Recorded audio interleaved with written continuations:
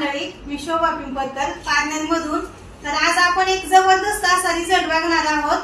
तर तो रिझल्ट काय आहे हे मावशी तुम्हाला सगळ्यांना सांगते। मावशी तुमचं नाव सांगा। माझं करुणा लक्ष्मण पाटील। काय होत होतं तुम्हाला?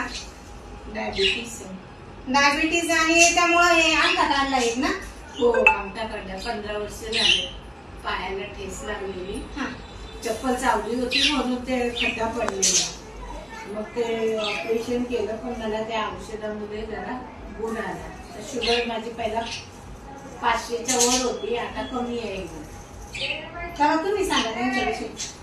या माझ्या सासूबाई आहेत, त्यांना मी 2-3-4 महिन्यापूर्वी मुंबईला अंगठ्याला चप्पल चावली म्हणून त्याचं निमित्त झालं आणि त्याच्यानंतर ते ऑपरेशन केलं।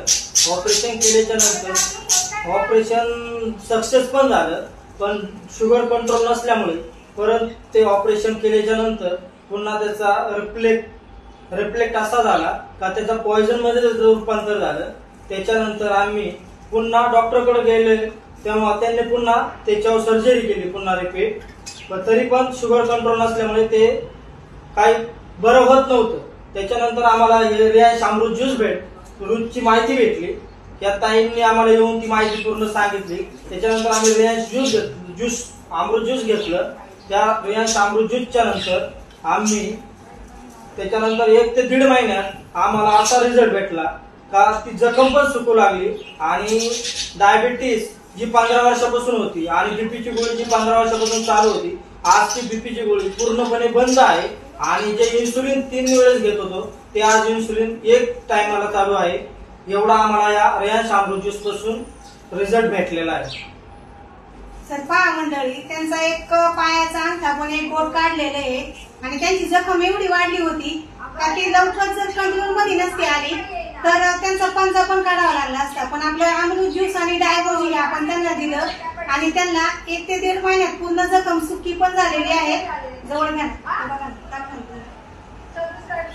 जवळ घेऊन दाखवा।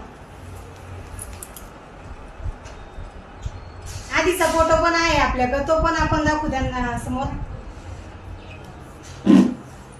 तर तुमचं काय म्हणणं आहे, सर्वांनी घेतलं पाहिजे का? तुम्ही अमृत ज्यूस आम्हाला रिझल्ट आलाय। ज्यांना कोणाला काही आजार असतील त्यांनी डोळे झाकून विश्वास ठेवून हे औषध घेतलं पाहिजे असं आम्हाला मनापासून वाटतंय। तुम्ही सांगताय का दुसऱ्यांना? आम्ही पण दुसऱ्याला सांगतोय, पण विश्वास ठेवणं पुढच्या माणसाच्या हातात आहे। कितपर्यंत विश्वास ठेवायचा हे पुढच्यानी पण मनात आणलं पाहिजे, किंवा डॉक्टरकडे पैसे खर्च करायचे का अमृत ज्यूस घ्यायचं हे आता ठरवलं पाहिजे।